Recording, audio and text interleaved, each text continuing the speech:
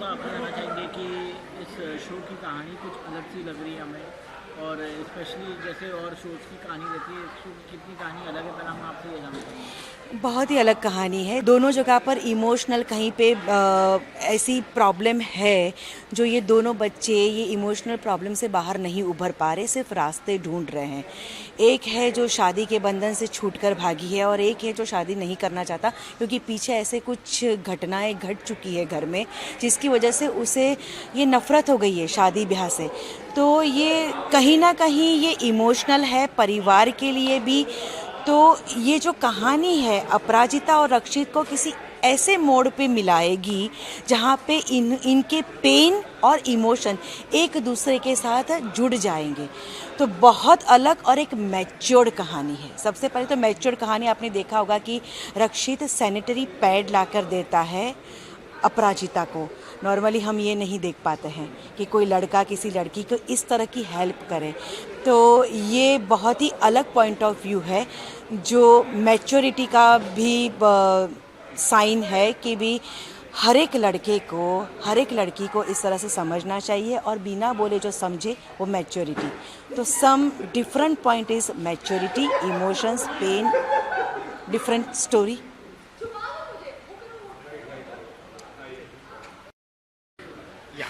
Hi, I am Manisha Purohit और तुम देना साथ मेरा शो में मैं शीला का कैरेक्टर कर रही हूँ, रक्षित की बड़ी मम्मी। नेगेटिव है, मतलब ग्रे शेड भी है और कॉमेडी भी है। आपने देखा ना कैसे घोड़ा लेके मेरे पीछे भाग रहा था, तो कॉमेडी नेगेटिव है एंड चाहती हूँ कि ये जो पूरी सत्ता है वो मेरे हाथ में आ जाए। तो इसीलिए ये षड्यंत्र करती रहती है और खुद भी फंस जाती है, लेकिन बाहर निकालने के जो रास्ते हैं वो भी खुद ही ढूंढ लेती है। So this is my character, grey comedy. अच्छा मैम, आज के टाइम पे रिलेशनशिप का पोर्ट्रेल काफ़ी इवॉल्व हो रहा है, तो आपको लगता है कि ये शो भी हर तरह से अलग नज़रिया दिखाता है या प्यार और कमिटमेंट पर? प्यार, कमिटमेंट, ये सारी चीज़ें एक म्यूचुअल अंडरस्टैंडिंग पर होती है, समझदारी पर होती है, मैच्योरिटी पर होती है। तो ये जो हमारा शो है वो तीनों बेस पर है। मैच्योरिटी है, म्यूचुअल अंडरस्टैंडिंग है, समझदारी है। आपने देखा कि जो रक्षित की बहू बनेगी उसके साथ जिसकी शादी होगी उसको बहुत तपस्या करनी पड़ेगी। मतलब लाइक जैसे आग रखी हुई है उसके ऊपर से चल के गुजरना पड़ेगा, बहुत सारी प्रॉब्लम्स उसे सॉल्व करनी पड़ेगी और रक्षित को भी अपराजिता को पूरा पूरा साथ देना पड़ेगा। वो तभी हो पाता है जब कोई भी चीज़ मैच्योरिटी लेवल पर हो, अंडरस्टैंडिंग पर हो। तो हमारा शो बहुत ही डिफरेंट है इस लेवल पे जहाँ पे एक म्यूचुअल अंडरस्टैंडिंग और मैच्योरिटी लेवल है। मैम स्पेशली आपके कैरेक्टर की बात की जाए तो नेगेटिव से आप जो कह रही है नेगेटिव कॉमेडी है, तो आपको क्या लगता है कि आजकल जो है ऐसे कैरेक्टर्स नए बन रहे हैं टीवी शोज में, कि क्या है? नहीं नहीं नहीं नहीं, ये एक्चुअली हमारी देवरानी मेरा स्टार प्लस के साथ पहला शो था, उसमें भी मेरा कॉमेडी कैरेक्टर था और कहीं कहीं नेगेटिव भी था उसमें। और राधा मोहन में मैं कावेरी मासी थी और शब्बीर सर मोहन थे और उसमें भी कॉमेडी ग्रे था, राइट। लेकिन जहाँ जहाँ हम बाहर जाते थे लोग हमें मिलते थे, वो चाहे ऑस्ट्रेलिया हो, यूएसए हो, लंदन हो या मुंबई हो, कहीं पे भी लोग हमें ये ज़रूर कहते थे कि हमारे घर में वो है ना, वो आपके जैसी है, वो षड्यंत्र करती है लेकिन मुँह पे करती रहती है। टाइप्स लाइक ये जो मैं कैरेक्टर कर रही हूँ ना वो रियल लाइफ में मौजूद है। तो टीवी सीरियल में जो कैरेक्टर लिखे जाते हैं ना वो कहीं ना कहीं हमारे समाज का कुछ ना कुछ प्रतिबिंब भी है। तो ये कैरेक्टर्स मौजूद है दुनिया में और उसी तरह से हम टीवी में भी दर्शाने की कभी कभी कोशिश करते हैं कि कोई भी ग्रे चीज़ जो होती है वो लंबी नहीं टिकती है। आपको हमेशा अच्छा सोचना चाहिए और अच्छा ही करना चाहिए। मैम आजकल सोशल मीडिया काफ़ी इन्फ्लुएंस करता है, तो ऑडियंस का परसेप्शन क्या, आप लोग कॉन्शियसली अपने कैरेक्टर्स को ऑडियंस का फीडबैक के हिसाब से ट्रीट करते हैं? जो हमारे व्यूअर्स होते हैं वो हमारे अगर जो पीछे हमारे शोज़ देख चुके हैं तो बहुत सारा हमें वहाँ पे वो लोग कनेक्ट कर लेते हैं। तो आज भी हम जब सोशल मीडिया पे कुछ भी पोस्ट करते हैं तो वो लोग हमें पुराने कैरेक्टर से लेके आज के कैरेक्टर को जोड़ते हैं।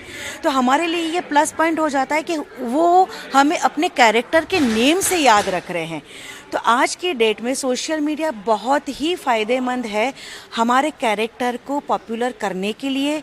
लोग हमारे कैरेक्टर के साथ जुड़े हैं, वो ऑडियंस हमें ही डीएम करके या हमारी पोस्ट पे हमारे कमेंट्स करके हमें बताता है।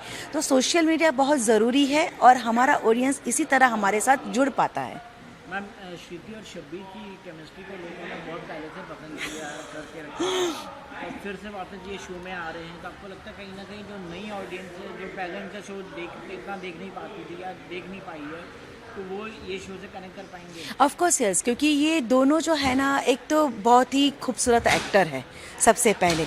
सेकेंडली जो ये जोड़ी को नहीं जानता है वो कहीं ना कहीं ये तो जानता है कि श्रुतिजा शब्बीर आहलूवालिया, इतना तो इन्हें पता है और इन लोगों के फ़ैन वर्ल्ड भी बहुत बड़ा है। तो जब ये जोड़ी पर्दे पर आएगी तो जो अभी प्रज्ञा और इन सबको जो नहीं देख चुके हैं वो इनको नई तरह से भी देखना ज़रूर पसंद करेंगे। और ये जोड़ी तो वैसे है ही खूबसूरत, तो नई जनरेशन है जिन्होंने इनको पहले नहीं देखा उनके लिए भी ये एकदम रॉकिंग है। तो मुझे तो लगता है कि बहुत ही सक्सेस जाएगा। मैम, फाइनली अगर ऑडियंस का एक रीज़न देना हो कि तुम देना साथ मेरा क्यों देखें, तो आपका उन्हें इमोशनली कनेक्ट कर पाएगा? बहुत कुछ, जैसे कि फैमिली वैल्यूज़, मैच्योरिटी, दर्द है कहीं ना कहीं एक अंडरस्टैंडिंग है। मेन जो है दोनों जगह पर वो है फैमिली बॉन्डिंग।